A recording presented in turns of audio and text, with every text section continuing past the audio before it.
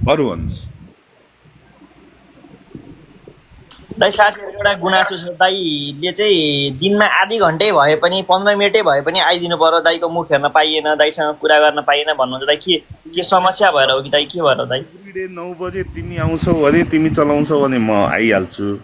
अब के हुन्छ भने कतिका बेलामा त्यो गर्न सकिन्न, यदि त्यो गर्छौ भने म आइदिन्छु, चलाउँछु। के गर्नु? होइन दाइको यसो भोइस सुन्न पाउनुपर्छ हामीले भन्ने मागेको छ साथीहरूको, होइन? होइन दाजीको त अब मन्द मुस्कान अनि दारी मुसार्नुहुन्छ, दाजीलाई हेर्दैखेरि मक्ख छन् नि मान्छेहरू। एउटा कन्फिडेन्ट लेभल चाहिँ बढ्छ, जो दाइ आइसकेपछि दाइ हुँदो रहेछ भन्ने हुन्छ, त्यो पनि होला होइन। हुन चाहिँ दाइ अरू साथीहरूको तपाईँहरूलाई एउटा कुरा भन्छु होइन, 2 दिन अगाडि जुन बेला यो नियम आयो, तपाईँको 25 करोडको क्याप हट्यो, सबैभन्दा पहिला मेरो पोस्ट थियो होइन। तपाईँहरूले हेर्नुहोस् मेरो फेसबुकमा 2 दिन अगाडि छ नि, मैले के लेखेँ, ल साथीहरू क्याप हटाइएको छ, अब कसले कति अरब लोन लिएर बजारमा लगानी गर्ने आँट गर्न सक्छ हेरौँ, हाँसेर त्यहाँ इमोजी दिएको छु। भनेपछि के बुझ्नु पर्यो भने म त्यही दिन नेगेटिभ थिएँ, अर्को दिन मान्छेहरूले हल्ट हुन्छ। मलाई लागिरहेको थियो कि 20-30 पोइन्टभन्दा बढी बढ्दैन, सायद 22 पोइन्ट बढ्यो होइन। अब आउने दिनहरू मात्र यो नियम हटेर होइन, यहाँ धेरै व्यापक चेन्जहरू चाहिन्छ बजारलाई। यदि अल टाइम हाईतिर लग्ने हो भने व्यापक चेन्जहरू चाहिन्छ। त्यसैले अहिले खुसी नभऊ, अब तिहार पछिको लागि, आन्दोलनको लागि हामी सबै लगानीकर्ताहरू रेडी रहौँ है। अनि दाजु यदि केपी शर्मा ओलीकै सरकार हुन्थ्यो र अहिले यो 25 करोडको क्याप हटेको यही राइट टाइम हुन्थ्यो भने चाहिँ फेरि अहिले बजार कहाँ पुग्थ्यो? यो यथार्थ कुरा हो नि यो, फेरि यो यथार्थ कुरा। अर्को 25 करोडको कुरो मैले नबुझेको दाइ, 25 करोडको कुरोमा त्यसको जुन चाहिँ कोर क्यापिटलको ब्याङ्कको कोर क्यापिटलको 40% भनेको छ, त्यो 40% त सायद अलरेडी युज भइसकेकै छ नि दाइ। त्यो नबढाउन्जेलसम्म कसरी चाहिँ अब तपाईँको सेयरमा दिइसके, जतिले दिन सक्थे दिइसकेका छन्, जसले दिन जसले दिँदैन, स्ट्यान्डर्ड चार्टरले सेयर लोन दिँदैन के गर्नुहुन्छ, एसबिआईले सेयर लोन दिँदैन के गर्नुहुन्छ, त्यो मतलबै भएन। त्यो त दाइ 40% भने 40% त नर्मल हिसाबमा पहिला त्यही 5-10 करोड रुपियाँ बाँड्दाखेरि 10-15 करोड बाँड्दाखेरि सकिसकेको छ नि पैसा। अब त्यो चाहिँ कसरी बढाउँछ त? त्यो पनि एउटा समस्या छ नि त, त्यो हटाउनु पर्यो। त्यही त, त्यो पनि एउटा समस्या छ नि। एउटा समस्या खोल्छ, अर्को समस्या आउँछ। भनेपछि हामीले कसरी बुझ्न पर्यो भने एमाले र काङ्ग्रेससँग चाहिँ पैसा टन्नै छ, तिनीहरूको सरकार आयो भने चाहिँ सेयर मार्केट माथि बढ्न सक्ला, नत्र भने हामी सर्वसाधारणसँग त हामी बबुराहरूसँग के पैसा होला र, अनि कसरी बढ्छ? चुनाव पनि आउँदैछ, चुनावमा त दाइ बढ्ला होइन कि के? चुनावमा बजारमा पैसा आउँछ, मासु भातको पैसा खानी हो, तर राम्रो व्यक्तिलाई भोट हाल्नुपर्छ। खाना त सबैको भात खानुपर्छ। अहिले पोलिसी चेन्ज भयो, अहिले यस्तो भयो उस्तो भयो भन्छन् कि दाइ, मलाई त किन लाग्छ कि चुनाव आउने भएर चाहिँ झन् चेन्ज आफै चेन्ज गराएको जस्तो लाग्छ क्या। तर अब चाहिँ देश सेयर मार्केट मात्रै भन्दा पनि देशलाई पनि बनाउन चाहिँ पर्छ। अब सेयर बजारको एजेन्डा बोकेको व्यक्तिलाई भोट दिन्छु, अरू कसैलाई दिन्न। मेरो रोजीरोटी जसबाट चल्छ त्यसैलाई भोट दिने। रोजीरोटी चल्नेलाई दिनु पर्यो नि दाइ, त्यस्तो भनेर के हुन्छ? होइन दाइ, यहाँ हाम्रो एउटा कमेन्टमा हाम्रो बिग बुल सरले लेख्नुभएको छ, पहिला पनि कोर क्यापिटल थियो अहिले मात्र आएको हो र भन्दै हुन्छ। यसको विषयमा राम्ररी बुझाइदिनु न उहाँलाई। अलिकति उहाँको दिमागमा अलिकति अगाडि हामीले केही कुरो बोलेको हुनाले अलिकति मनमा परेछ। तपाईँसँग भएको स्कुल तपाईँ राख्नुहोस् न, होल्ड गर्नुहोस्, टेन्सन छैन साथी, बढ्छ, तपाईँ टेन्सन नलिनु। यो कोर क्यापिटलको विषयमा चाहिँ दाइले भनेको कुरा सुन्नुहोस् ल। दाजु भनिदिनुहोस् कोर क्यापिटलसँग पहिला पनि लिङ्क थियो, अहिले मात्र होइन। पहिला मार्केटको आकार कति थियो, कतिजना थिए बजारमा? 72 लाख लगानी गर्दा थिए र बजारमा 350 एउटा कम्पनी लिस्टेड थियो र कोर क्यापिटलसँग पुगेको थियो पहिला होइन। तर आजको दिन पुगेको छैन। हात्तीलाई हात्ती जतिको खाना चाहिन्छ होइन, कुकुर होइन कि एउटा हड्डी दिए पुग्छ। अब हात्तीलाई तपाईँले ल म 1 रोटी खान्छु, म तँलाई 10 रोटी दिन्छु भने पुग्छ उसलाई? सेयर बजारमा सप्लाई बढेको बढी छ, तर हामीले सेयर बजारमा डिमान्ड क्रिएट गर्ने कामै गरेका छैनौँ। अब तपाईँले भन्नुहुन्छ पहिला यो थियो, पहिला त रोडै थिएन भने रोड किन बनाउनु भयो? पहिला राजा थियो भने अहिले डेमोक्रेसी किन ल्याउनु भयो? चल्न त सबै कुरामा चलेको थियो होइन? आन्दोलन हुँदा पनि चलेको थियो, आन्दोलन नहुँदा पनि चलेको थियो। तर के कुरा राइट हो बजारको लागि, देशको लागि, राष्ट्रको लागि, त्यसमा कुरा गर्नुपर्छ है साथी। ठिक छ दाजीको नजरमा चाहिँ अब नेपालको कार्यकारी प्रमुख भयो भने कसलाई हजुरको नजर जान्छ होला? पहिलो नजर चाहिँ हामीलाई एकदमै इच्छा छ हजुरको मुखबाट सुन्नलाई। जय सियाराम। अहिले दाइले बोल्नु न, यो कुरो बोल्नु हुँदैन दाजु, यो गाह्रो पार्छ भोलि। गाह्रो पार्छ यार, इस्यु हुन्छ क्या साथी, त्यसरी भन्नु हुँदैन, इस्यु हुन्छ। दाइले अहिले यो त सेयर मार्केटको भन्दा फरक विचार हो नि त यो त।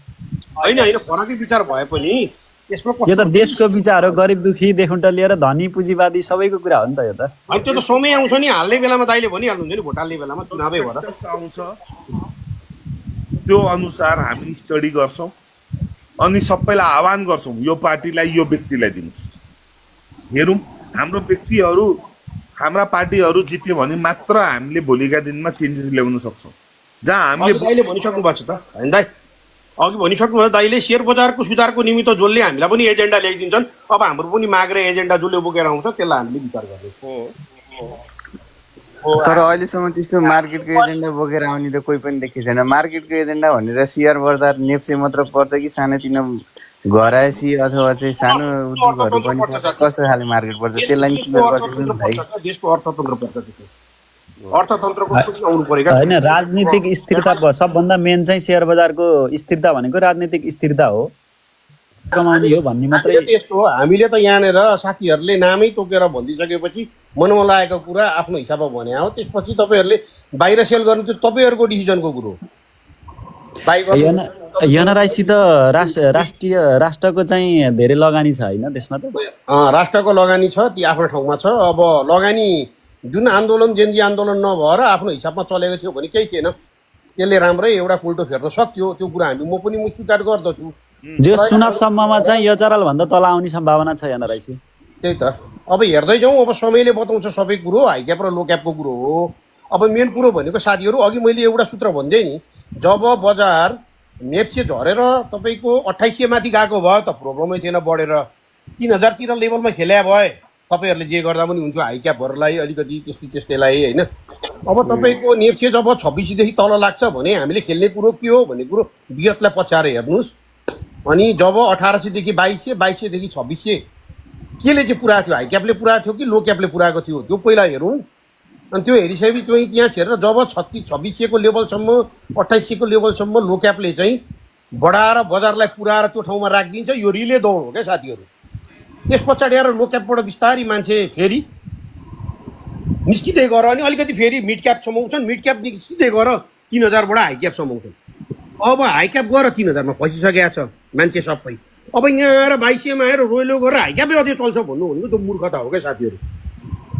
तर यो चारल चाहिँ मेरो आत्माले भनेको कुरा भविष्यमा यो चारल राम्रै माथि जान्छ, 500-600 तिर आयो भने किन्नुपर्छ। हो सर, तपाईँ हामी जस्तो 5 वर्षलाई लगानी कसले सोचेर गरेछ? एउटा मान्छे निकाल्नुहोस् त, अहिले यहाँ 800-6 जना छ, मैले 5 वर्ष एनआरआईसी चाहिँ किन्न हुन्न, किनकि हाम्रो नेपालको स्थिति नै कमजोर छ होइन। हो अब यहाँनिर मार्केटमा लगानी मान्छेले 2 महिनादेखि 3 महिनाको लागि गरेछ म्याक्सिमम, कसले पनि यहाँ तपाईँको 1 वर्षलाई पनि लगानी गरेर सोचेको छैन। 600 को लेभलमा आउँछ भने यो चारल अब 5-7 हजार किन्दा हुन्छ, 500 को लेभलमा आउँदा एकदम तल लेभलमा आएपछि उठाउने हो ड्याङ्की ड्याङ, त्यो त फरकै पर्दैन। तर बजार अहिले धेरै झरिसकेको कारणले गर्दा अलिकति हामीले विचार गर्नुपर्छ। जस्तै अब यति नै आउँछ, उति नै आउँछ, यति नै झर्छ हामी भन्दैनौँ क्या, जसरी हामीलाई भनिएको थियो त्यसरी हामी भन्दैनौँ, यही आउँछ भन्दैनौँ। तर तपाईँहरूले नाम लिएर कुरो निकालेको हुनाले त्यही हिसाबमा तर भन्छ भन्छु, नामै लिएर स्कुलको नामै लिएर यहाँनिर सोध्न नआउनुहोस्, बिना काममा विवादित नबनाउनुहोस् हो। अब बोल्न लाउनुहुन्छ बाध्य पारेर भोलि यही स्क्रिनसट होइन, त्यो त अब हामीलाई थाहा छैन, हामी त खेलाडी होइन। तपाईँ हाम्रो कुरो होइन, यहाँ साथीहरूलाई भन्ने कुरा गरेको। दिपेन्द्र दाजु जस्तो अग्रज व्यक्तिहरूलाई थाहा छ कि कुन स्क्रिप्ट कहाँ पुग्छ भन्ने, उहाँलाई त पुरै दिव्य दृष्टि छ नि त। एभरेज कुरा गर्दाखेरि ओभरअल कुरा गर्दा हाम्रो 305 स्टक सबै हाम्रो हो, नेप्सेमा लिस्टेड सबै राम्रो छ दाइ, नेगेटिभ भन्ने कुरा छैन होइन दाइ, यही हो नि त कुरा हाम्रो त। जुन स्किपमा छिरे पनि पैसा कमाउने हो हामीले, त्यति त हो नि होइन। नेगेटिभ ठिकै छ, अब जे भए पनि जसो भए पनि अब सबैको ठिकै छ भन्ने अब ओभरअल कुरा हो। अब बुझेको कुरा अलिअलि सेयरिङ गर्न पाइहालिन्छ होइन। हाई क्याप र लो क्यापको मिनिङ हामीले बुझेको छौँ, हाई क्यापको गेन पर्सेन्ट, लो क्यापको गेन पर्सेन्ट। त्यो पनि हामीले बुझेकै छौँ। त्योभन्दा बढी भन्न थाल्यौँ भने त फेरि पछि हामीलाई नि अलिक उयो पनि हुन्छ होइन। त्यो भएको भएर अब अझ दाइले भनेको कुराहरू पनि ठिक छ। अब यहाँ कृष्ण सर अब त्यही हो एक्ज्याक्टली यही स्ट्रिपै ठिक छ यही छ भन्दा पनि ओभरअल अब भन्नु हो त अल टाइम हाई पछिको कति पर्सेन्ट घटेको छ त्यो कुरा हेर्नुपर्छ होइन। अनि अपरेटरले पनि एक्जिट दिनुपर्ने हुन्छ एउटा टाइम आएपछि बियर मार्केट सुरु भइसकेपछि त्यो पनि बुझ्नुपर्छ हामीले होइन। अनि अब उसले किनेको प्राइस रेन्ज कस्तो ब्रोकर एनालाइसिस गर्दाखेरि उसले लिएको प्राइस रेन्जहरू पनि हेर्नुपर्छ। हरेक बेसिक कुराहरू हामीले हेऱ्यौँ ब्रोकर एनालाइसिस गऱ्यौँ त्यसपछि टेक्निकल कुरा फन्डामेन्टल गऱ्यौँ भने भइहाल्छ कि केही गर्नै पर्दैन मार्केटमा होइन। अब कस्तो भने सेयर मार्केटमा एकदमै जान्ने इच्छा हुँदै पनि अब परदेशमा भएको हुनाले चाहिँ त्यति धेरै टाइम दिन नपाइने होइन। अनि तर एकदम चासोको विषय चाहिँ छ। अनि कहिलेकाहीँ फसिँदो रहेछ कि आरएफपिएलमा चाहिँ 800 कतिमा फसेर 500मा बेच्नु पर्यो। होइन दाइले त्यो टाइममा भन्नुभएको थियो नि कृष्ण सर यो बारेमा पनि दाइले भन्ने हो नि यो स्क्रिप्टको बारेमा कस्तो मजाले भन्नुभएको थियो। 1400मा पुगेको अब 800मा आउँदाखेरि त फेरि बााउन्स हुने होला 1800 पुग्ने होला एक्सिस्टक हो नि त फेरि कृष्ण सर यो पिपिएल र आरएफपिएल त दाइको त्यही आरएफपिएल बाजी लाउनु भएको कारणले गर्दाखेरि अब जय सियाराम भनेर लागिहालियो होइन।